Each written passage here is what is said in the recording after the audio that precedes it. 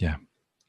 Well, and Dalila saying that her psychotherapist one day told me about being defined by others' definition. I can think it could be related to this issue.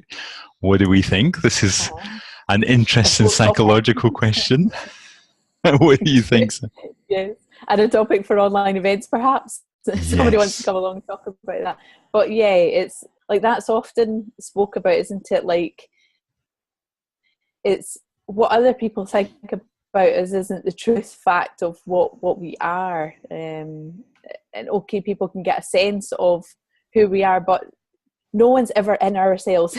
So, you know, it's kind of that outside when people are looking in, what they see, how their feelings of themselves is when they then come into contact with you. So yeah, what do you think about that? Do you think that's absolutely similar? Sandra? I think this is hard. Like, as humans, for me, it's part of the kind of empathic systems that we have in our organism, that we are sensitive to what the other person is thinking. This is really helpful to help us get along with each other. We use it all the time as therapists, but of course, so it can also be overdeveloped. Like, we become so sensitive to what the other person is saying.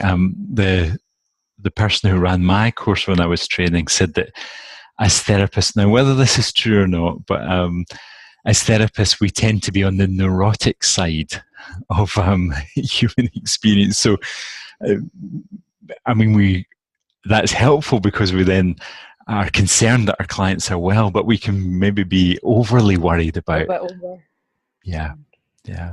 So, and that's going to be a natural, maybe into everything, or kind of other relationships, whether it's in business or So if that kind of natural tendency is there, kind of comes up.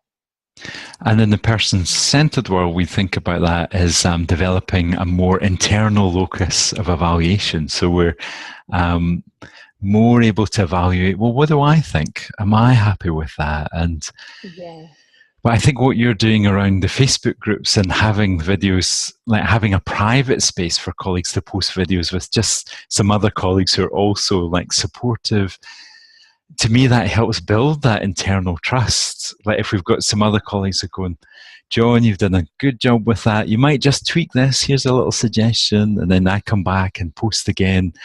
Like, I'm building that trust for myself as well. Definitely, and just trying it out gives you kind of that trust and getting the feedback.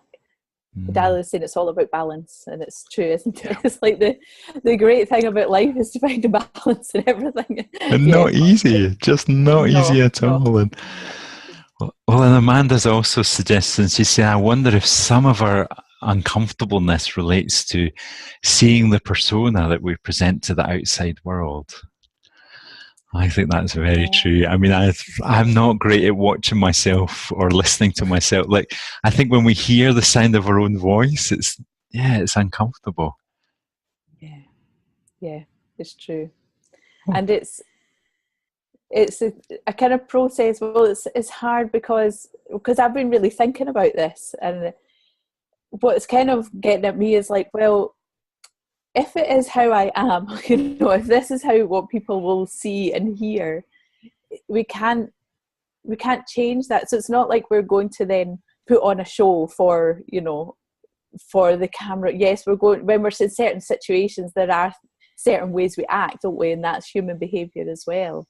But it's trying to remember that, like, just the very practical things, like we can't change how we look, we can't change, we can in a way, but our kind of the way we're going to come over to people, we can't change the sound of our voice.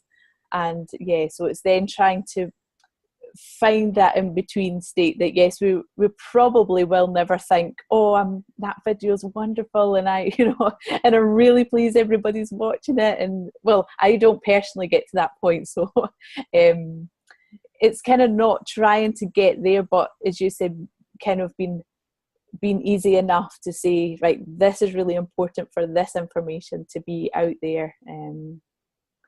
But it's feeling that people are looking at that persona and it's out there, it kind of grates on you, so it's trying to find, well, how are we going to do it, and how are we going to get ourselves out there in a sense that's going to be comfortable enough for us.